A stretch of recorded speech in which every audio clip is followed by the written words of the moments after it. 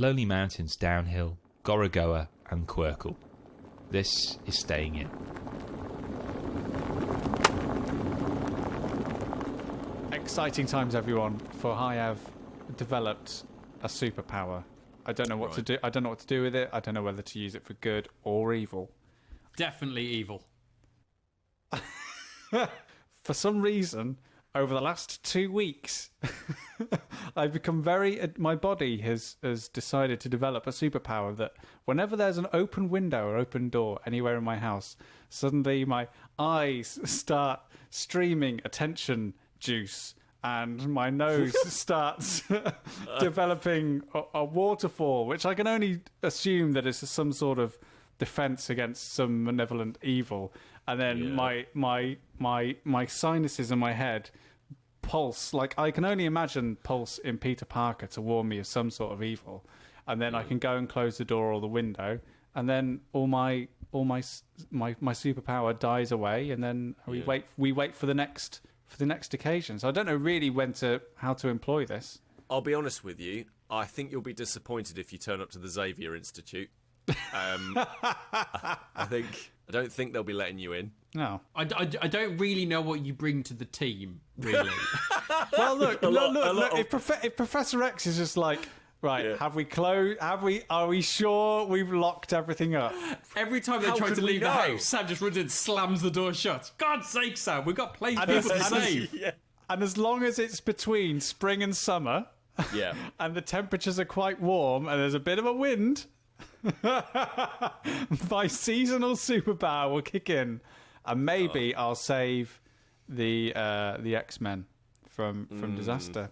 But wait, guys, wait. The Kleenex Men. Thank you. Other tissues are available. The Andrex Men.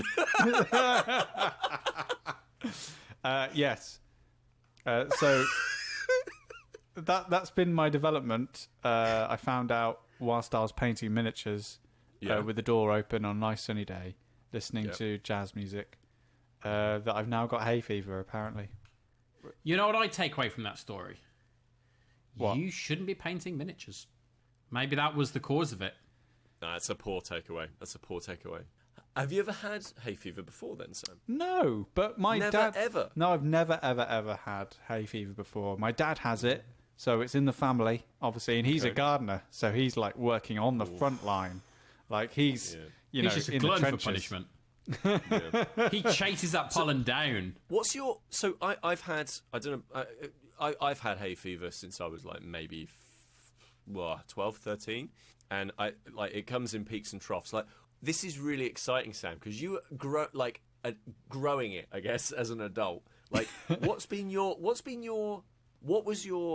were your thoughts towards hay fever before having hay fever? Like, how did you think, people just get over themselves? Yeah. Or like, it's just the sniffles. Really yeah, it's just the sniffles. And now what's your feeling about it now that you've got it? People before this, people who had hay fever, were always like, we have to have the door closed. Like, we can't even have a window open. It's a lovely day because of old Sneezy over there. Sorry, Kris. I mean, none taken. I mean, I don't think anyone thought you were talking about me until... But then, like, the other day when I would be sitting in a room and, like, my symptoms would start and I'd be like, there's a window open somewhere. Someone's got a door open somewhere. And I'd have to hunt it down and close it, and then my symptoms would dissipate. So, yeah, I mean, it's just a bit of I can understand. I think that's the other thing. Like, I can understand why people get so annoyed with it, because they are the most annoying and inconvenient symptoms, especially on a lovely summer's day, when I guess that's when, like, hay fever is at its highest. Like, I was painting miniatures and my nose just started streaming. I was like, blooded sand. Like, it's going to put me off my flow. And like the sinus pain, all that kind of stuff. And when you're outside and you just want to like enjoy the weather, it's just you feel like it's like winter. When people say, you walk out into things, people go, "Oh, can you smell that?" And you're like, "Oh no, what have I done?" So, Sam, I had hay fever as a child, and fortunately I've started to grow out of it. I had it so bad that every year I would have a steroid injection. Oh my God. And literally, I would just go out into like playing in the fields, and I'd just come back, and I'd look like Robert De Niro in Raging Bull. Basically. Which age? Not the... Oh, yeah. Come back when he wrecked. just came out of the ring. Yeah. The slim age. I remember my parents, we went to Holland when we were kids, the Netherlands. Oh, God. And I remember going to, basically, what I can only describe as some kind of flower theme park, which was basically it was called Kirkenhof, and it was just pure torture. I saw every colour of tulip you could imagine, and I inhaled all of them. Just like, I'm imagining one of those roller coasters that like holds onto your body and your legs dangle underneath. But like the big thing is that you just go through bushes. Yeah. Everywhere you would turn, there would be flowers. You couldn't escape the pollen. Oh, it was horrible. Have you found the antihistamines that work for you? Yeah. No, not yet. That's the important bit. Like as soon as you find them, there's at the height of it, because mine's sort of like died down a little bit. But the height of getting like in my early 20s when I used to get really badly, I found the antihistamine that I had, and then basically like I would take it, and within 10 minutes I would literally feel my sinuses relax, like you know So when they you make get a like sound? yeah like. No, he basically shoved the tablets up his nose. Yeah. That's the technique, the pro strats. Oh man, yeah, and it's so satisfying when you're just like, oh yeah, sweet relief. Oh, it's so nice. So it's going to be a fun summer for you, basically. Yeah, we've got some like 1 a day hay fever tablets in the cupboard. I'll pop a couple of those. Well, one. Yeah. Yeah. Pop a couple of those over 2 days.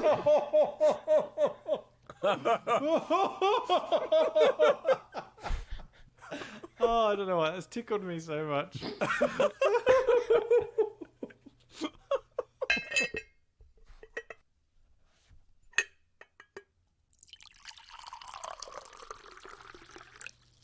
Do you know what isn't grim, though, gents? What's not grim, Chris? It's a lovely little mobile game Oh, that I've been playing. okay. Actually, admittedly, on my tablet, Yeah.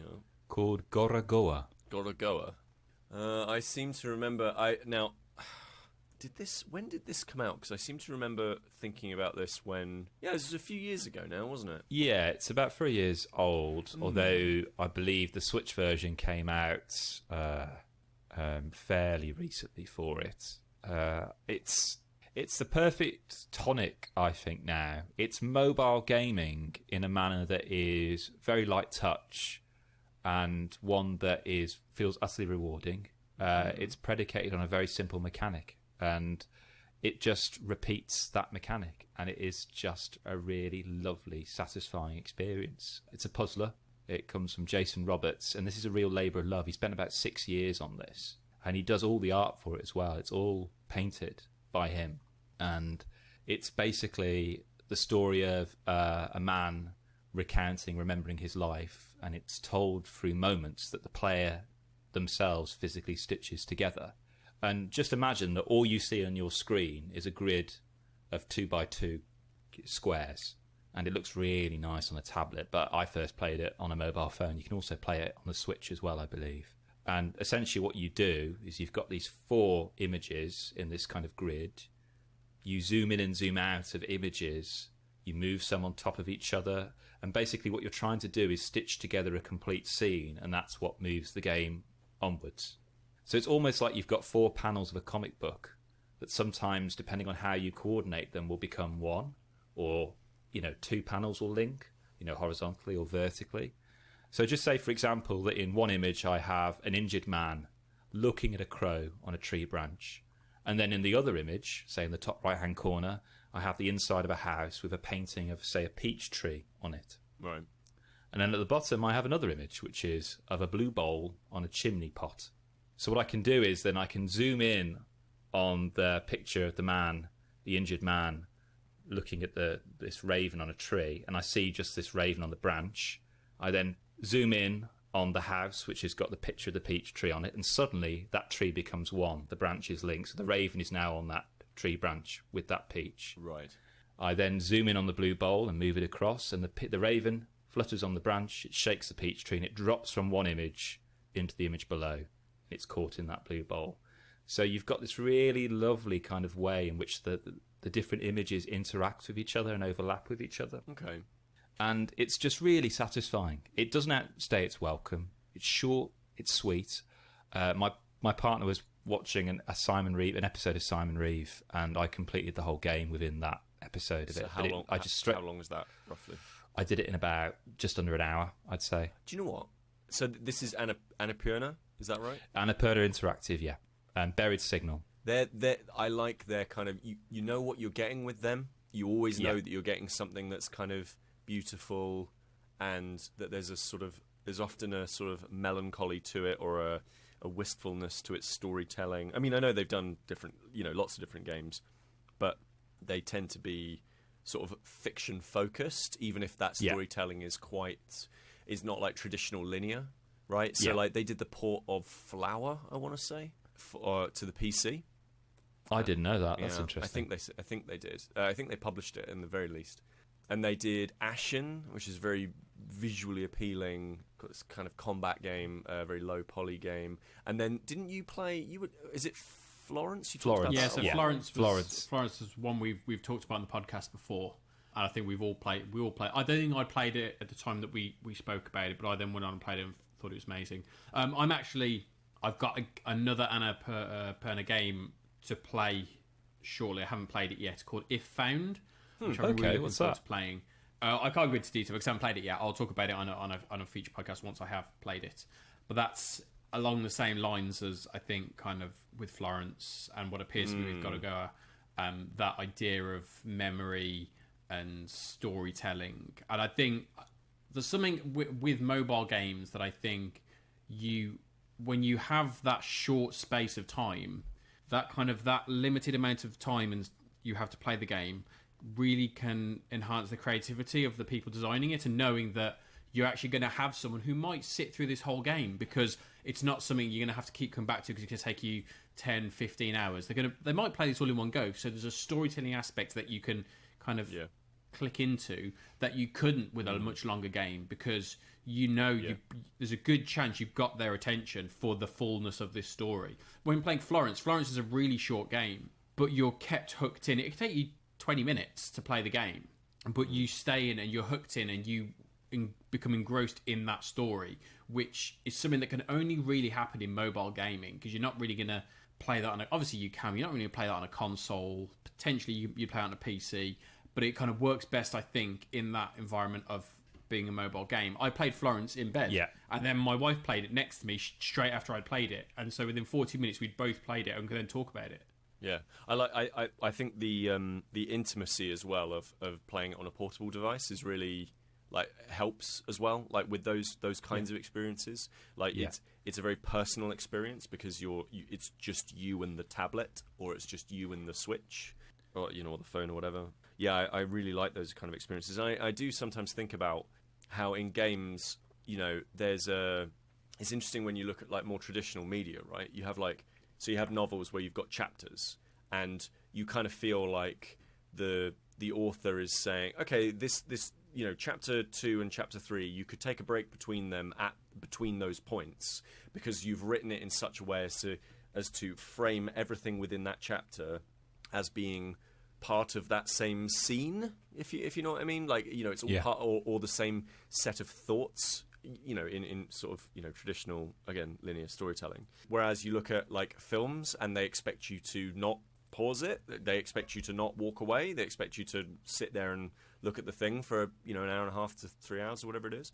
And when you look at video games, it's really odd, because a lot of these games are this thing's 50 hours long, and we're not really gonna comfortably tell you where the pause bit is. We're not really going to, you can autosave in the middle of an Assassin's Creed adventure, right? In the middle of a mission, and it's fine. And you can literally just stand up in the middle of a scene and walk away and come back to it 20 minutes later or 2 weeks later. And so it's really fun to have those linear experiences all in one go. What a treat! What a treat! Why did you pick it up, Kris? What was it about? It was something about. I was looking for kind of indie titles really that I could play satisfyingly on my mobile phone, and it just kept coming up as one that would be really good for me. And I couldn't really at that point invest a lot of time, but I wanted that feeling of having played a game to its complete full experience really. And Gorogoa just did that for me, and getting a tablet and playing on the tablet was just really, really satisfying. And you may think, okay, less than an hour, is that a tiny investment? I would say yes, it is. I immediately played it again, just because there's something so satisfying. In the same way that one would play Hook, which I would argue is almost like an abstract, a more abstract version of this, because really what you're doing is you're just linking up shapes. It just so happens these shapes happen to be very detailed images. And there's something really satisfying about that interlocking and that sliding of tiles across there that just never gets old, really. It's tactile, and also there's a lot of emotional weight behind it as well. A bit like Florence, as Dan mentioned. The mechanics of Florence are very simple, but the weight attached to them isn't. And there's that sequence, isn't it, Dan, in Florence, where when she meets this bloke and they're moving in together and taking her stuff and boxing it away to leave room for his stuff. And there's something about that gesture of unpacking his stuff there. It's a very simple mechanic. It's not very complex, but the weight attached to it, just on your mobile phone, it's really interesting. Yeah, it's about using the parameters of a mobile game to tell a story, as opposed to just having a game and let's put a story on top of it. We have a story to tell. How can we tell this story using these mechanics? And that's something that I think it does really, really well. I think there's also something to be said about stories that know how long they should be. Yeah. Like, when a decision for a length of a game is made based on, especially if it's a game with a story, a game's length is decided upon how long do we need to tell this good story versus how long do we think we should have it go on for so that people think that this is worth that has a certain degree of value, which, like, I'm all for those big budget, like, silly, explosive games. They're some of my favourite games in the world, but, like, also it is nice to have games that just are like, this is an hour long, because if it's any longer than that, like, we've kind of outstayed our welcome. Where do you stand on the genre of visual novel or interactive novel? Where do you stand on that? Like, because Florence really is that, isn't it, essentially? Is it, though? It is, really. I mean, that's what I'm asking, really. What are the parameters of that for you? Because for me, a visual novel would be just like a Kindle that has animated pages. I would say it's, while I would agree with you, like, in a sort of like hypothetical sense, in that, yeah, sure, that could very well be that. I think when it comes to games, I think the phrase visual novel has a very, very specific set of parameters, in the same way that JRPG has like very, any RPG made in Japan is technically a Japanese role-playing game, but clearly that's not the case. Clearly when people say JRPGs, they tend to think certain things like crystals, turn-based battles, like, a young man with a mysterious past meets a girl who turns out to be a secret princess. Whereas the same, I think it's the same with visual novel. Visual novel to me is stuff like Hakuoke, or maybe stuff like, what's that one? Is it Valhalla? On the computer games. Yeah, on the computer games. Yeah, it's something like V-A11. It's something like that. There's a cyber. It's called like Cyberpunk Bartender or something like that. Yeah. Like, there's visual novels of that. Hatterful Boyfriend, for example, that's a visual novel. Whereas I would say something like Gorogoa is visual and is a linear story. But I think if you went up to somebody and said, "This is a VN," I think a bunch of people would expect. Oh no! I wouldn't. Yeah. No, Gorogoa isn't that. I'd say Florence is more that than Gorogoa. Gorogoa is ostensibly a puzzler that is just very interesting. I don't know. I think, as I say, I think it has more connotations in video games. But I take your point. Like, it's very it strikes me as very like a moving graphic novel.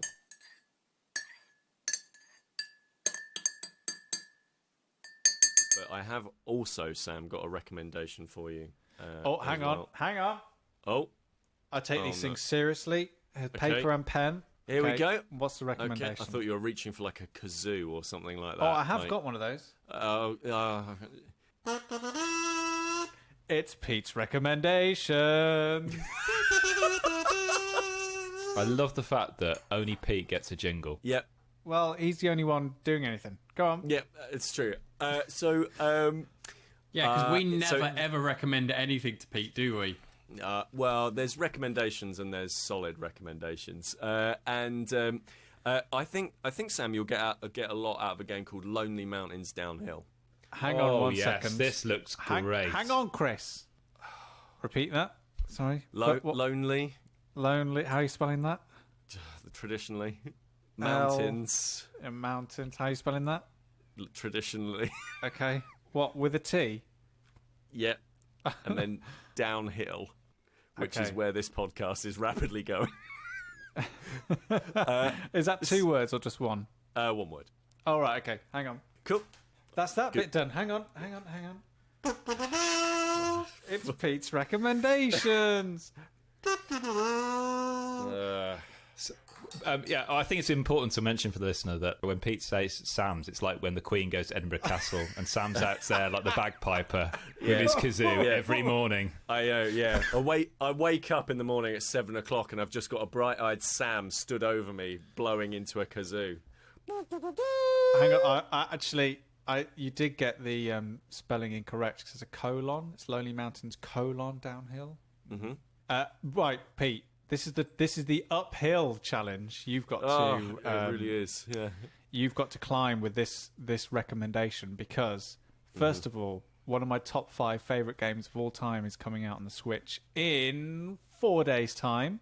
Oh yeah. What's that? That's XCOM 2, the collection. So that features content that I haven't played yet. So I am going to be getting that. And also, I've got a pre-order in for The Outer Worlds, which comes out on June 5th on the Switch. So my Switch budget Budget. is just to be clear, is vastly inflating and expanding. So why should I spend, at time of recording, $17.99 on the Nintendo eShop for Lonely Mountains Downhill? Because that's what put me off it. I think you can save a couple of quid if you buy it on PS4.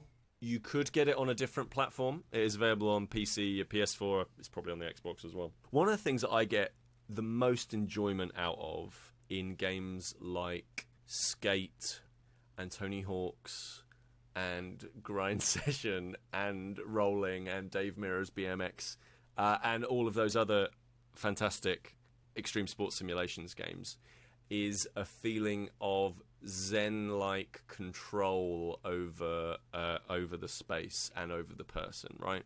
Sure. And it's getting into that zone of, oh, I'm really like adept at using this whatever board, bike, wheels on your skates to navigate the environment and do what I have been requested to do, right? And Lonely Mountains Downhill has that in buckets, but it's also really straightforward in the same way that it feels weirdly so what are you actually doing?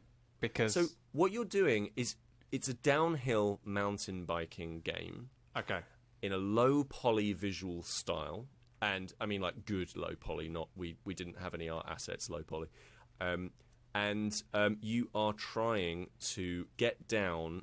Well, it's downhill mountain biking, right? So like there is a trail, and you should follow it, and you should try and set the best possible time that you can.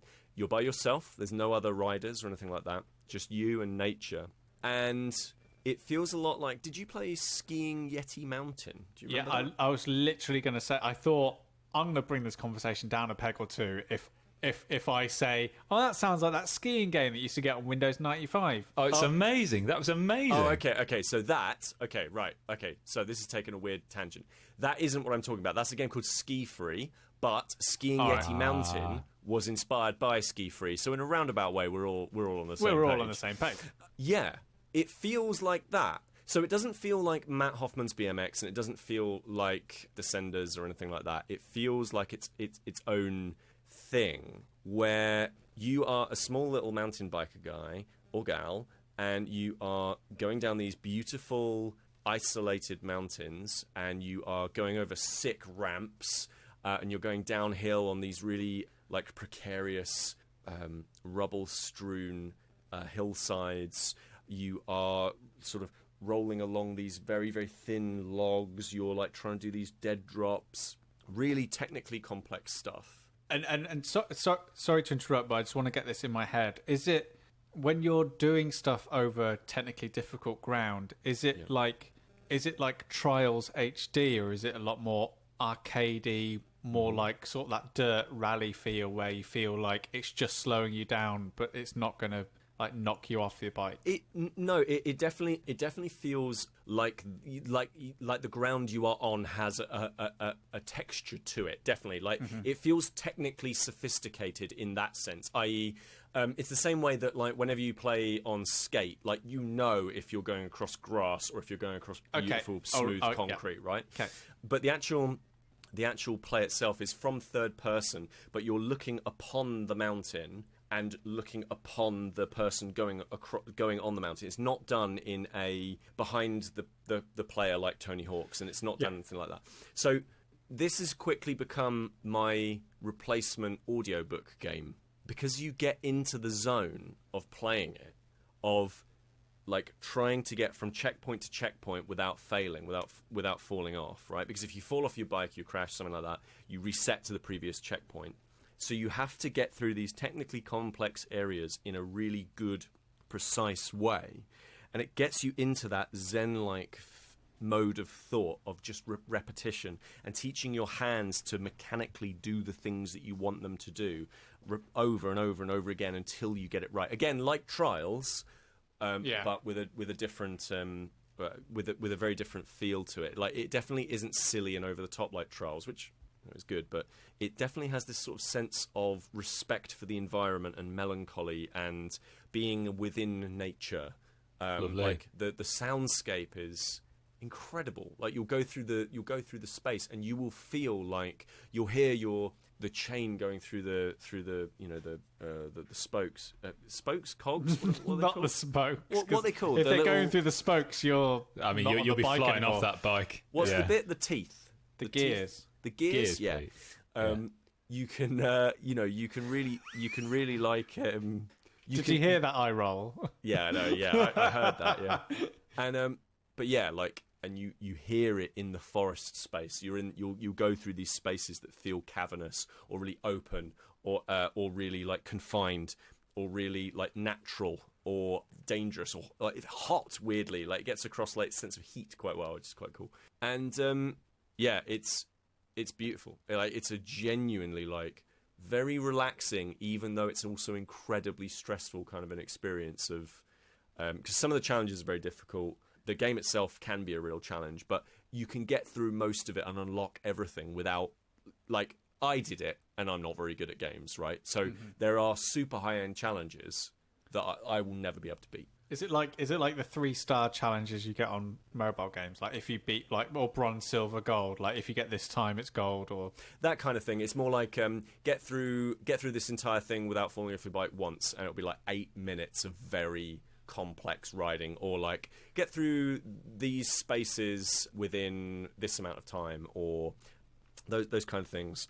But yeah, it's great, and there's like upgrades and customization and all that other jazz. But really, the core of it is just this very chill, rides this really cool line between being really chill and really stressed, like Skate is.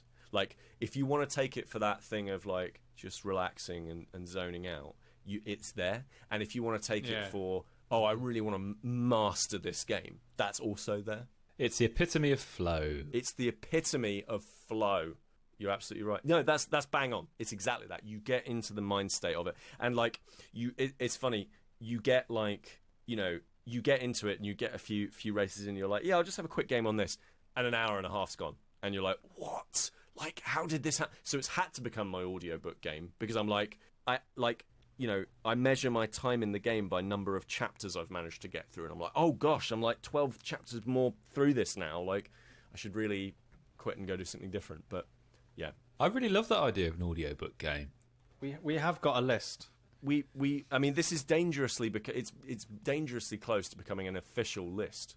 games to read to, I have a list. Oh, As well as breakfast games and games that have to be served with a cup of tea. What's on the games to read to? I want to know what we've said so far. The games to read to. There's only 2 on there so far: Stardew Valley and Truck Driver. Perfect. Yep. Yeah. You can add Lonely Mountains downhill to that. So I'm Lonely Mountain. How are you spelling that? Oh God, Jesus Christ! Basically, games which don't put abundant amount of pressure on you time-wise. Let's say. It can. That's the thing. It's that thing of like there's not necessarily narrative. Like that seems to be a big thing. You can go for long periods of time without narrative. That seems to be a good staple of it, of the genre of audiobook listening game. There is a definitive sense of flow and focus on a set number of small activities, but with high amounts of detail within those activities. Yeah. Well. You see, I'm in a pickle now. Because that sounds good. Because usually I get that. I don't know. Like, okay, we'll see. We'll see what happens on Friday when XCOM 2 is apparently coming out. So, I've been playing some games recently that have reminded me of my grandpa, and in a good way. I don't know if when you were a kid, like your grandparents taught you any games. Like my grandpa taught me chess, clock solitaire. Christ, that's a great game. Cribbage is a great one for grandparents. He didn't teach you, but I do actually own the mobile game Cribbage with Grandpa, which is a really good mobile game.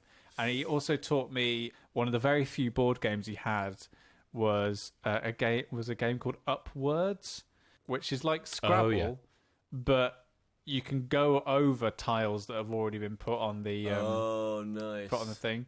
So me and my brother, my grandpa used to get really annoyed with me and my brother because we just like pile up the tokens just to see how high they got. We weren't allowed Lego, so this is like weren't allowed Lego. Weren't allowed Lego. Well, they just didn't have Lego at my grandparents. They didn't want us playing with it, so we just played with Upwards. Yeah, right. Instead. Yeah, right. No, this is absolutely your grandparents. Like, if we give them Lego. There's no stopping what they'll do. But a dictionary and Upwards. Yeah. We've got him. He'll have to learn. Begins building giant tower out of L's, P's, and Q's. But like those kinds of games, since I started getting into board games again for the first time, I assume I've not really played those kind of like abstracty, like chess and Othello. Yeah, cribbage, I guess. Though Mastermind was always a great one. So I've never really played those kinds of games since, because like I've just been obsessed with like theme in board games and not really played much like really pure like abstracty kind of stuff. Sure. And my wife doesn't really like abstract games anyway, like things like Hive and the Duke. Those stuff doesn't really go for. So when Coiledspring got in touch with me and they were like, Sam, how would you like to play Pentago and Qwirkle? And I was like, all right, I'll give them a shot, but I can't promise that my wife will like either of them because they're not the game. And in our current state, I can't foist games on Kris. So it's like, it's my wife or nothing in terms of like, getting these games played. What a phrase. Sorry, darling. So Hi, Lisa. It's okay. We still like you. Yeah. So then a couple of days later, these boxes arrived. Okay. And there's Pentago and Qwirkle. Okay. And so Pentago was this nice little puzzle. It's the big twist of the game is like a literal twist. Is that the idea of the game is you've got to get 5 of your coloured balls in a line. And what you do is you take one of your balls, black or white, depending on what team you are. It's a 2-player game. You put them into one of 4 quadrants, and then you can turn any one of the 4 quadrants 90 degrees after you've put your ball in. So the idea is that... is that you're trying to arrange your balls so that when you subsequently turn one of those quadrants 90 degrees, you'll then put all of your balls in a row, Yeah, if that makes sense. it certainly does. And the version I got actually came in this really nice travel edition, which comes with a case, so you can put all the round spherical objects Yes. in their holes and then put a little plastic lid on it and you can take it with you. So convenient that was, I was able to actually post that to Kris, and Kris got that through the post. So I don't know how you found Pentago. Like, it was kind of like a bit... It was nice because the rounds were exceptionally short. Like, it's a very small playing space, so the game's just like rattle along really quickly, and it's got that wonderful feeling that I think when like my grandpa would introduce these games to me, I think the thing that he always tried to press on me is like, you know, these are games that you learn, but if you really want to get good at them, you're going to sit down here and you're going to master it. Yeah. And that's what I got with Pentago, is like, this is a game that's really easy. You just put things down, you turn like these quadrants 90 degrees. But if you really want to get good at it, like, and you've got a partner who also really wants to get good at it, it could be a really, really incredible game. Where you're where you're knowing like exactly what kind of moves to do. You're bluffing your opponent. Like, it really has that scope and that depth in it, I think, Kris. Yeah, it's a game that does to Othello what Onitama does to the Duke, in the fact that you've got that revolution, that additional twist that Sam says there, which, funnily enough, actually makes it a trickier game for me.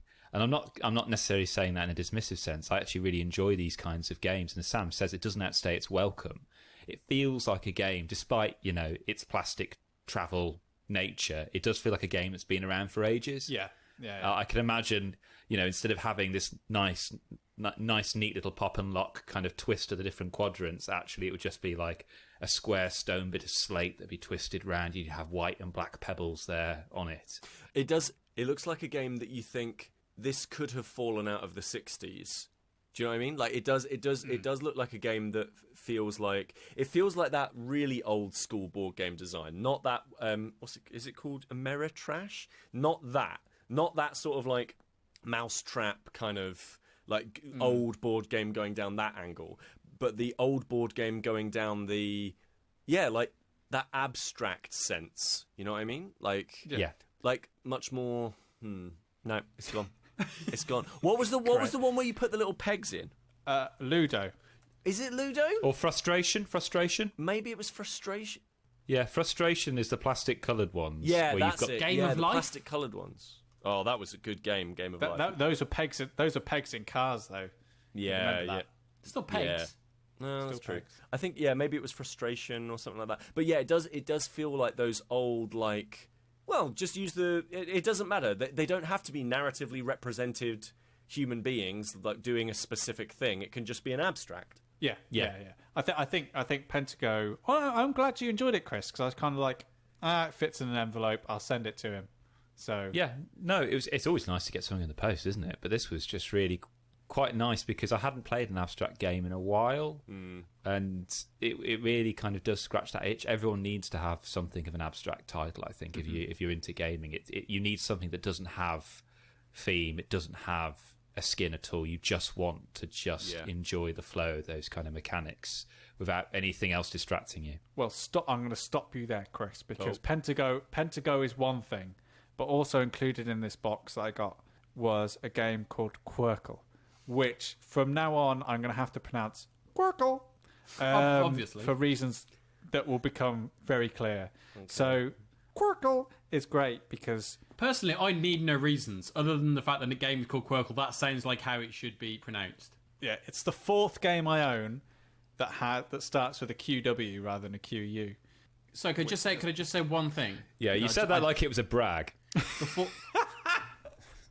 One thing before we go off on a tangent. Actually, I'm going to go off on the tangent for a second. Okay, Sam, I fear that your superpower has deserted you because directly behind you is an open window. Is an open window. But that's what I mean, Dan. I did specify that my superpower only exists during seasonal changes. Yeah. So I think I'm also in that period of denial where my body can't be that old and tired that like pollen is defeating me. This Qwirkle game. So my understanding is that this is like an award winner, right? Like This is like won the Spiel de de Jar. didn't This it? is like Spiel de Jar winning one of the top 10 board games like of all time, like in some lists. I've never played this. And like I'm the same with you. Like I came across it and I was like, I see all the awards plastered on it. Like I see everything. I've never even heard of it. Like I don't really think that my wife is going to like it, but hey ho, let's give it a go. The first thing that made me like, kind of fall in love a little bit with this game is that it comes in this box, and basically it gives you this big white pouch. Shall I go and get it? Hang on. Yeah, go on. Off he goes. Off he goes. So yeah, so you get this. I'm back. So you get this big white bag that has Qwirkle written on it. Ooh. And basically you empty it out, and in it you put all these like the best, like chunkiest, proper wooden tiles. Ooh. They're wooden, yeah, proper like wooden tiles. Can you tap them against the mic so I can just hear them? Okay. Yeah, that sounds like quality. That sounds like proper quality. like this like proper quality like I don't know why they don't do that more in board game reviews. Yeah. the sound of the like Yeah, if but you jangle the quality of the piece, you know what I mean? Like we talked about Wingspan, and we're like, oh, look at this art. Art is always the thing. It's always the thing that people always talk about. But you know what? The best thing about Splendor is the heavy poker chip gems. Yeah, Same with Azul as well. Yeah. So like that was the first thing that attracted me to it, and I was like, and I was sitting there, and I put all these little tokens in a bag, and the bag's quite chunky. There's quite a lot of tokens in there, and then I was trying to shove it back into the cardboard box and try and close the lid on top. And Lisa was just like, just get rid of the box. Yeah, she's sensible. It took a bit of persuading, but eventually got rid of the box, and now everything just exists in this bag, which is another great reason because you can just shove it anywhere and you can just bring it out. So Qwirkle, as we've already expressed, all these wonderful like thick black cubes that each have on them one of 6 shapes. So there's like diamonds, stars, circles, squares, all this kind of stuff, and one of 6 colours. So there's like red, orange, yellow, green, blue, purple. Nice. I think we do actually have a picture of this on our Instagram as well that people can go and. Oh yes, we do. Yes, Right. I actually did play this. I did play this on my decking, and we did nearly lose a few pieces. For God's sake. Fortunately, they're so big. Yeah, they were so big they kind of just bounced off. Anyway, and so the idea of the game is that each player has 6 of these tiles, and on your turn, what you're essentially trying to do is to create a row which is either unique in colour and all the same shape, or unique in shape and all the same colour. Does that make sense? Yeah, makes sense. Okay. So on your go, essentially, you're putting down how many tiles you can between 1 and 6 tiles to kind of like add on to someone else's line, or complete someone else's line, or make a new line yourself, which, like Scrabble, everything has to connect to something that's already previously down. But unlike Scrabble, you don't have to be one of those assholes that knows all the 2-letter words and that can just like win a game. So the one thing that I really love about Qwirkle is that you keep score as you play. So it's one of the very few games that I have where we've got a scoreboard going which ticks along in real time. When you put down 3 tiles, you get 3 points. If you put down 3 tiles and that connects to a row that's already there, then you get the amount of points that tile has added onto. So say you've created a new line that's 3, but you've added the 4th tile in a row that already existed. That's 3 plus 4. That's 7 points on your go. If you get a Qwirkle, which is you finish basically a line of 6, then you get 12 points. You get double that score. So essentially the idea of the game is to get as many Qwirkles as you want, and that's why we say it in that way, because there's just like that fun of either spotting a Qwirkle before your opponent does, or like having sat with enough tiles, like, and you just pulled the one you need in order to make like and complete a row of 6. You're just like, that's a Qwirkle. It's an exceptionally satisfying feeling. And yeah, I mean, this game is, when you get a game and it's just like award-winning, like the best, and you're just like, yeah, really. But then you play it and just like, yeah, this is genuinely one of the best games. Like families, Dan, like in a few years, like this would be a game that I would wholeheartedly like say that your little boy and your wife could play, because it's like exceptionally easy to pick up, but it just has those, like, it has all those wonderful moments that I look for any board game, which is like the sort of like peaks and troughs of like, at one point you'll be like 50 points ahead, but then all it takes is you to get a couple of Qwirkles and then you're right back in it. Because how the game manages its flow is, if you're doing really well and like putting down 5 tiles at a time or 4 tiles at a time, all you're doing there is making it easier for your opponent to put down less but then score more. So it balances itself so wonderfully, and the joy of sitting there in front of a group of, like, comparing it again to Scrabble, like the joy of sitting there and just trying to analyze this group of abstract objects and colors in front of you, I just find so much more appealing than looking at a tray of words and going, oh my god, I'm an absolute idiot, I can't even get like a 4-letter word. Like, Scrabble always makes me feel really, really dumb, whereas Qwirkle makes me feel really, really smart and intelligent, and it's doing that with like the smallest amount of information and pieces. And I think like it's just like one of those like wonderful little, like, yeah, it deserves, it's like, there's not much more I can say about it because it just is that simple. It's just like Qwirkle. It sounds a bit sad. It reminds me a bit of Ingenious. Yes, but without a board. You've got the almost quite similar colours and similar shapes. Also a Spiel winner. This one by Rainer Knizia, which I do own actually in Genius. It was actually, when I got back into the hobby, funnily enough, it was the first game I got. I was given it actually. Yeah. As a gift. I haven't played it for a while. The one thing I'd say over Ingenious that I think Qwirkle has is that, like, Ingenious, I felt like when I played it, it was very easy to get trapped into situations and very difficult to get out of those situations, where in Qwirkle it feels like you almost have these areas of the board where, right, I sort of lost that area here, so now I'm going to start focusing over here, or I don't want to start adding more shapes and tiles over this area where there's high chances that Lisa might be able to get a Qwirkle, so I'm going to start spreading things over here instead. And like, I love that flexibility that the game brings as well. And also, like, you need a decent table to play this on, and because the tiles are so big and chunky, it starts very, very small, but then just ends up like dominating like your table, because you need to be able to spread out in every single direction that you see fit. So it's like that wonderful, like, if someone just was to walk in, they just see this like lovely pattern of shapes and different colors all spread out on your table. And it's just manipulating those wooden tiles, it's just fascinating. That's why it makes me think, like, it reminds me of my grandpa, because already like the wooden tiles are starting to, not in a bad, I don't mean it's in a bad way, but they're already starting to show like signs of like a little bit of wear and tear, where they've just like jostled, a little bit of love, a little bit of love, where they've like jostled together up the bags, or like, you know, as you're sitting there trying to work out where to place your bits, you just like tap them against the table and like hit them against each other. Like, that's the thing. I love that stuff. I love that, like, and you get that with natural materials.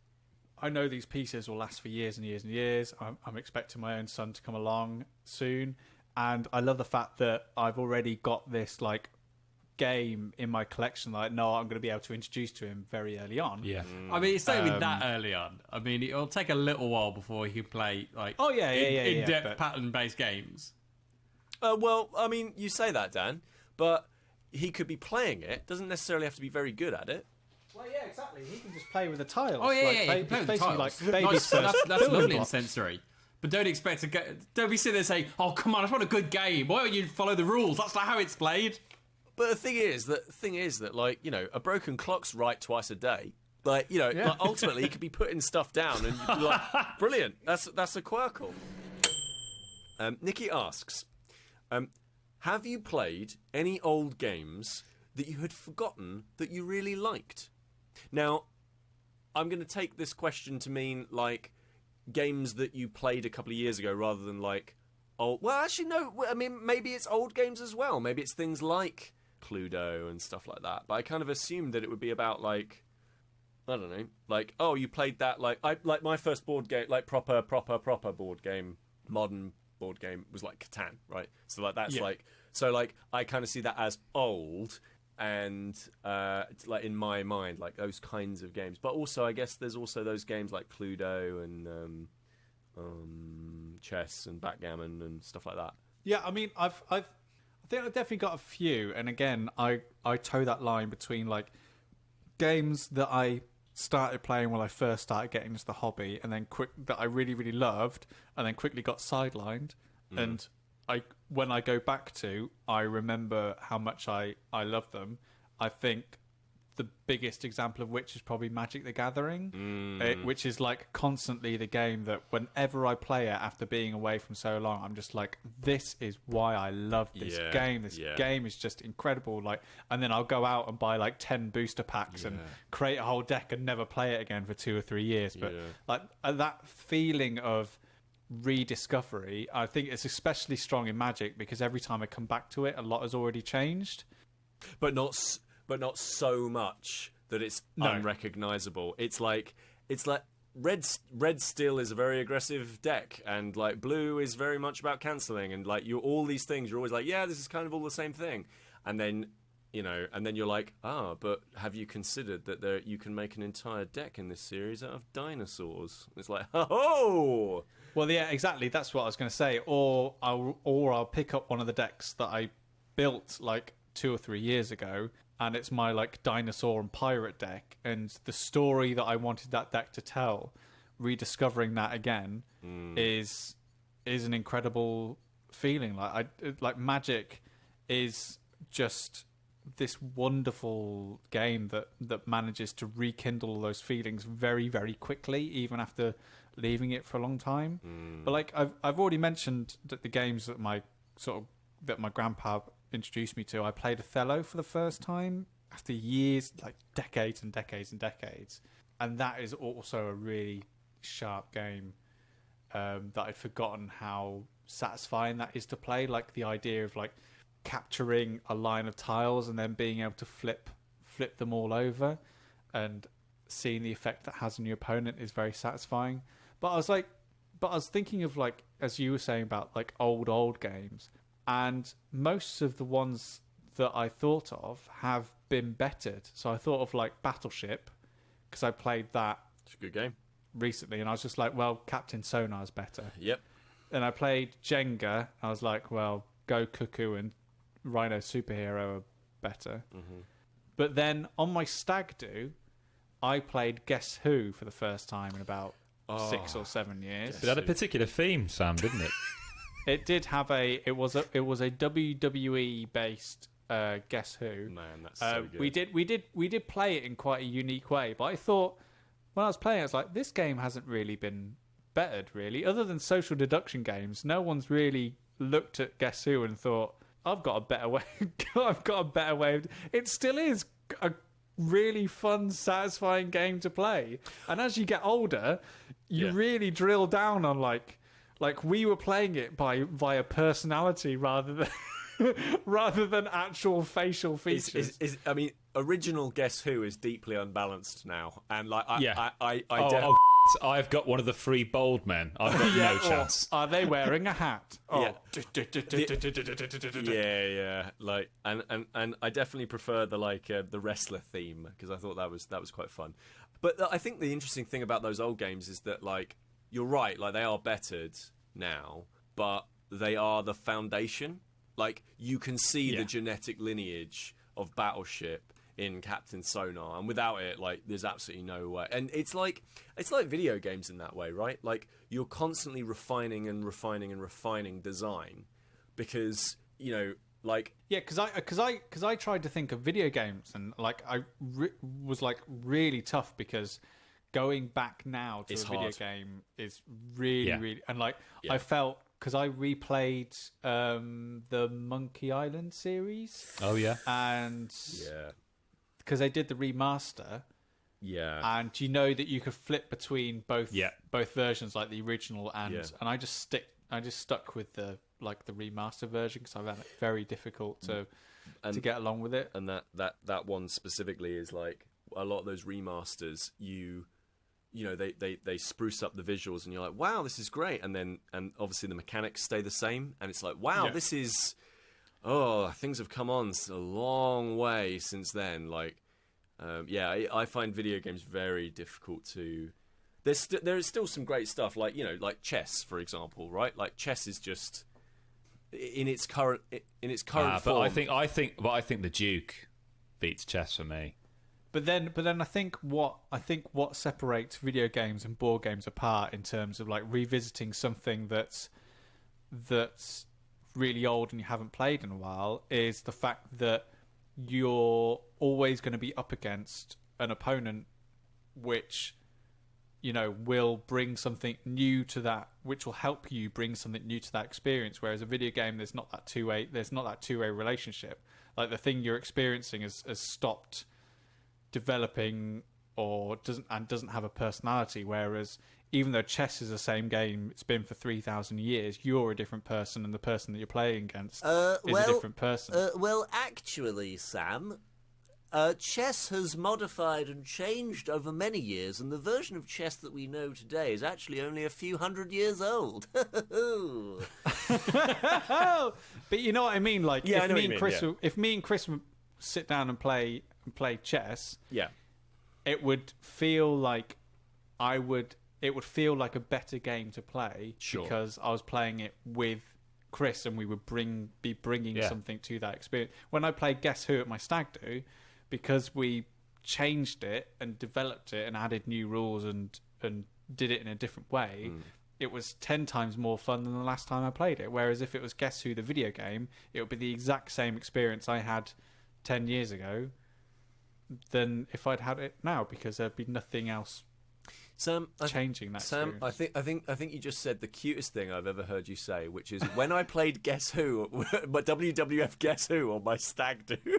I think for me, the whole thing with the remasters and stuff, I remember having that sense of reminding myself how much I enjoyed the game with the Oddworld New and Tasty. I mean, I love the Oddworld games anyway, but later on they became the 3D platformers, and then kind of they changed so much that going back to those original games reminded me, oh wait, I really love these simple kind of semi 2D kind of platformers. Very recently, and I text you, P, about this. I don't know why I did it, but I re-downloaded the game Clash Royale on mobile, and it reminded me, because a number of years ago, it was about 4 years ago, we played a lot of Clash Royale, especially me and you, Pete, played a lot of Clash Royale. I think Sam and Chris, you may have played it, but not as much. Just me and Pete got into like a real kind of battle of kind of one-upmanship. And I played a little bit of it recently, and I fell straight back into it in terms of how well it handles. And I don't usually like those games, but I really enjoyed that game until I've got to the point now where perhaps it's a bit more overt, or maybe I'm just willing to see it a bit more, but I can see when the game is kind of playing against me and kind of stopping me from winning. And I can see, like, I can go 5 games and being quite confident and winning, and then just as I'm about to win a prize, suddenly I come up against someone who, every time I play a weapon, it plays the complete antithesis of that weapon to subdue it. I'm like, this is a little bit ropey. And I'm kind of like, I don't know why I didn't spot it before, or didn't just, like, peek through the veil. It's the same thing, though, isn't it? It's that same thing of, like, there are many, many, many, many, many more free-to-play games that have done a bunch of the stuff that Clash Royale did to do the monetization. And because you play those as well, you went on and played a bunch of other stuff where you saw, you know, how free-to-play moved forward. You see more examples of that, right? Like, you see it isn't quite as sophisticated. Like, the way that they're monetizing you isn't quite as subtle and sophisticated anymore. It's just quite overt. And I think that's also the same with like different qualities of games. Like, you see where when you go further back in games development, games become less subtle. Like, in modern games, there are some really subtle things that board games and video games are doing to manipulate you in certain ways, and not in a negative way, just in a in a either manipulating your feelings or your how it wants you to actually interact with it, or to kind of encourage you to play in a way that makes you learn the game. Shepherding you, basically. Yeah, absolutely. Yeah, some call it manipulating, some call it shepherding. But again, like it's that same. And the video games have it quite extensively, whereby when you go back and you look at something like Pong, I think the one sentence that's on the side of the arcade cabinet is something along the lines of like, "Don't miss ball for high score." Like it's something like that. It's like that's how it's delivering. Like this is how you win the game. Whereas modern video games are much less.